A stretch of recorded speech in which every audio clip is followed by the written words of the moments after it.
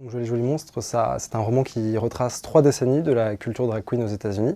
à travers 2 personnages, mais 2 narrateurs, qui se rencontrent dès le début du livre, par le plus beau des hasards, dans une boîte de nuit à New York. Et ces 2 hommes que tout oppose, l'un est un Afro-Américain de 60 ans, Lady Prudence, une ancienne drag queen des années 80, et l'autre, Victor, c'est un jeune père de 20 ans, hétérosexuel, qui ne connaît rien au monde drag. Et ces 2-là vont, malgré leurs différences, se lier et se raconter leur chemin respectif qui les a menés tous les 2 à la scène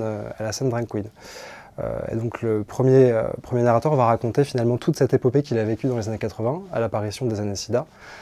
ces années passées dans les clubs, dans les cabarets, ses relations avec les artistes underground de l'époque comme David Bowie, Keith Haring ou Madonna. Et le second personnage du livre, Victor, qui ne connaît rien au monde et au circuit drag, va apprendre le métier grâce à ce premier narrateur qui va devenir sa mère drag, qui va lui apprendre la démarche, le genre, comment finalement exister dans un autre corps sur scène.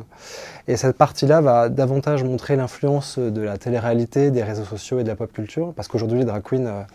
sont sur le devant de la scène, elles font des couvertures de grands médias comme le New York Times ou Vanity Fair, elles font des concerts et des colloques dans le monde entier. Ce livre, en tout cas, je voulais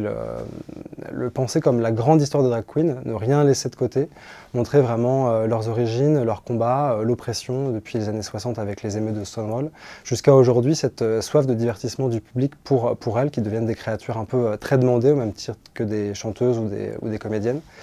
Et cette place qu'elles occupent de plus en plus montre un peu plus l'acceptation et l'ouverture des mentalités sur ces gens différents de nous.